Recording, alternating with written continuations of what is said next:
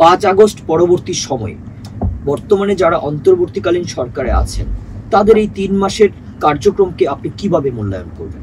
আকাশচুম্বী প্রত্যাশা এবং আপনার এত বেশি পরিমাণ ত্যাগ এবং তিতিক্ষার বিনিময়ে এই সরকারটি প্রতিষ্ঠিত হয়েছে এবং এমনটি যে ঘটবে সেটির আপনার আশঙ্কা এবং আশাবাদ আমাদের পক্ষ থেকে প্রায় 2-2.5-3 বছর ধরে অনলাইন মিডিয়াগুলোতে আমরা ব্যক্ত করছিলাম স্পেশালি।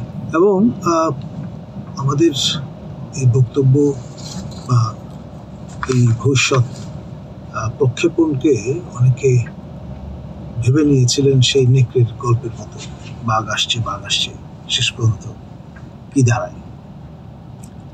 এবং আমি 2019 সনে যখন চতুর্থ উপাচার্য হিসেবে বেগম-রোকেয়া বিশ্ববিদ্যালয়ে দায়িত্বরত ছিলাম তখন আবু সাইদকে ইংরেজি বিভাগে ভর্তি করেছিলাম এবং এই মধ্য জুলাইতে তার এই যে আত্মোৎসর্গ করার ব্যাপারটি, এটি যে স্পার্কটা সূচনা করল সেটাই কিন্তু আপনার বিগত সরকারের এই ভিত তা কাঁপিয়ে তুলেছিল। এবং আমি যেহেতু আসলে একটা মায়ার বন্ধন ছাত্র শিক্ষক বলে তো কথা, আমি কিন্তু ক্ষুব্ধ প্রতিক্রিয়া তাৎক্ষণিকভাবে ব্যক্ত করেছিলাম, প্রতিবাদ করেছিলাম এবং প্রথম শোকবাণী আমি প্রদান করি মৃত্যুবরণের পরে এবং সেটি আমি ফেসবুকে আপলোড করি। এবং তৎকালীন মানে আমার পরবর্তী সাকসেসর হিসেবে যিনি দায়িত্ব পালন করেছিলেন ভাইস চ্যান্সেলর হিসেবে প্রফেসর হাসিবুর রশিদ, তিনি দ্বিধান্বিত ছিলেন। শেখ হাসিনা যদি কুপিত হন এই বিবেচনায়, দীপুমণি যিনি তাকে নিয়োগ প্রদান করেছেন তিনি যদি কুপিত হন, শেষ পর্যন্ত আমি যখন বিষয়টা নিয়ে শোরগোল তুললাম তখন তিনি তার যিনি জনসংযোগ কর্মকর্তা তাকে দিয়ে একটা দায় সারা গোছের শোকবাণী হাজির করেছিলেন এবং র্যাবের প্রহরায় ক্যাম্পাস ত্যাগ করে চলে যান, আশ্রয় নেন আপনার সার্কিট হাউসে। সেখান থেকে গিয়ে সেনা ছাউনিতে হাজির হন এবং সেখান থেকে বিজিবি এসকর্ট নিয়ে সস্ত্রীক ঢাকার উদ্দেশ্যে পাড়ি জমান তিনি সৈয়দপুর বিমানবন্দর থেকে।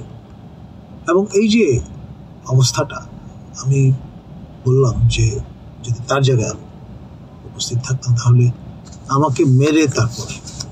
5 আগস্ট পরবর্তী সময় যখন সরকার পরিবর্তন হলো তার পরবর্তী সময়ে আমরা যে জিনিসগুলো দেখলাম, শিক্ষকদের উপর যে ধরনের নির্যাতন, নিপীড়ন এবং অন্যায় আচরণ, একজন শিক্ষার্থী হিসেবে কি সেটা করতে পারে? এটাকে আপনি কিভাবে মূল্যায়ন করবেন? দেখুন, সম্পর্কটা একবার তলানিতে যখন পৌঁছে যায় তখন এরকম পরিস্থিতি তৈরি হয়। আপনার ওই যে বলছিলাম হাসিবুর রশিদের উদাহরণ, ছিলেন বাঘ হয়ে গেলেন বেড়াল। তো ফলে মরাল যে অবস্থানটা সেটা কম্প্রোমাইজড হয়ে যায় এবং তখন মানুষের সম্মানের জায়গাটা আর থাকে না। জাতির পিতা বঙ্গবন্ধু শেখ মুজিবুর রহমানের ছবি সরিয়ে ফেলা হয়েছে, এই বিষয়টাকে কিভাবে মূল্যায়ন করবেন?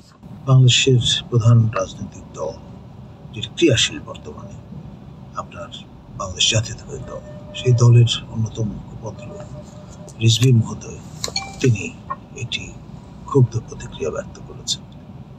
পরে আবার টোন ডাউন করে ব্যাখ্যাও পাওয়া গেছে, সেটা দিয়েছেন।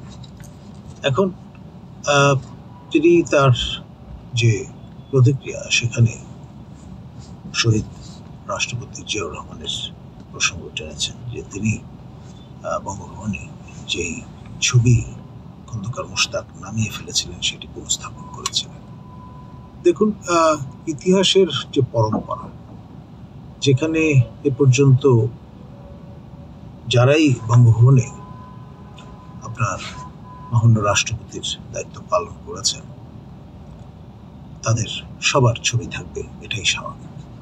এবং সেই কারণেই তিনি সেই ধরনের বক্তব্য হাজির করেছেন। আমাদের মাননীয় উপদেষ্টা মাহফুজ মহোদয় তিনি ঘোষণা দিয়েছেন যে বঙ্গভবন থেকে সাবেক রাষ্ট্রপতির ছবি অপসারণ করা হয়েছে।